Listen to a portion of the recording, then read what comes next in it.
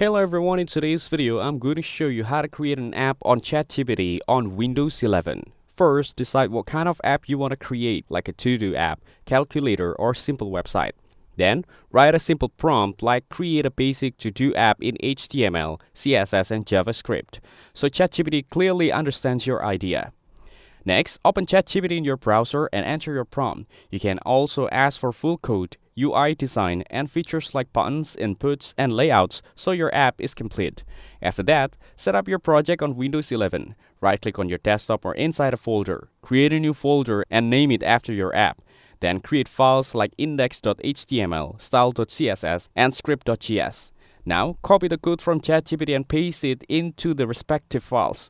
Make sure each part of the code goes into the correct file. Then save all the files properly. Next, run your app by double-click the index.html file. It will open in your browser, and now you have a working app.